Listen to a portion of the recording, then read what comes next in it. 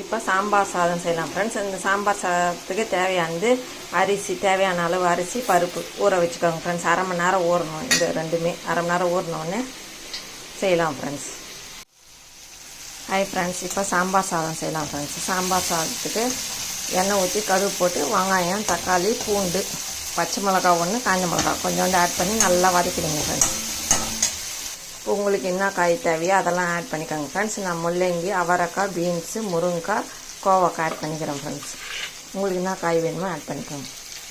இப்போ இதிலே போட்டு வதக்கலாம் ஃப்ரெண்ட்ஸ்.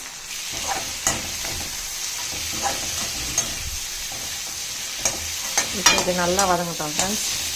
இதுக்கு தேவையான அளவு உப்பு ஆட் பண்ணிக்கோங்க ஃப்ரெண்ட்ஸ். இப்போ இதுக்கு தேவையான மிளகாத்தூள் ஆட் பண்ணிக்கோங்க ஃப்ரெண்ட்ஸ். இது சாம்பார் பொடி நான் செஞ்சு வச்சிட்டேன் ஃப்ரெண்ட்ஸ். கடலைப்பருப்பு, துவரம்பருப்பு, ஒரு மிளகா, கொஞ்சமாக சீரகம், மிளகு, தனியா வச்சு அரைச்சி வதக்கிட்டு லேசாக வதக்கிட்டு அரைச்சிக்கோங்க ஃப்ரெண்ட்ஸ். இந்த தூளை ஆட் பண்ணிக்கோங்க. அப்போ தான் இந்த சாம்பார் சாதம் நல்லா வாசனையாக இருக்கும்.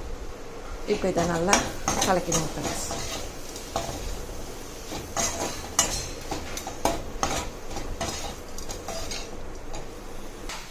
இப்போ நான் மாங்காய் லாஸ்ட்டாக ஆட் பண்ணுங்க ஃப்ரெண்ட்ஸ். கத்திரிக்காய், மாங்காய் லாஸ்ட்டாக ஆட் பண்ணுங்கள். ஏன்னா ரொம்ப இறங்கிடும்.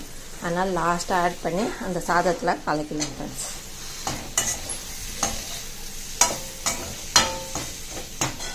இப்போ இதில் புளி தண்ணி ஆட் பண்ணிடலாம் ஃப்ரெண்ட்ஸ். இப்போ இது வதக்கி முடிச்சாச்சு ஃப்ரெண்ட்ஸ். இப்போ அரிசி பருப்பு வெந்துச்சான்னு பார்க்கலாம் ஃப்ரெண்ட்ஸ். இப்போ நான் ஊற வச்ச அரிசி பருப்பு மஞ்சாத்தூள் ஆட் பண்ணி வேக வச்சுட்டேன் ஃப்ரெண்ட்ஸ். இப்போ இது வெந்துடுச்சு ஃப்ரெண்ட்ஸ். இப்போ அந்த கடாயில் நம்ம வதக்கந்த எல்லாத்தையும் இதில் ஆட் பண்ணி வேக வச்சிடலாம் ஃப்ரெண்ட்ஸ்.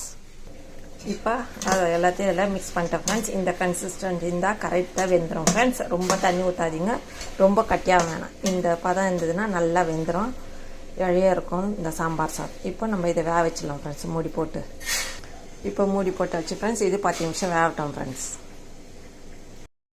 இப்போ சாம்பார் சாதம் ரெடி ஆயிடுச்சு ஃப்ரெண்ட்ஸ்.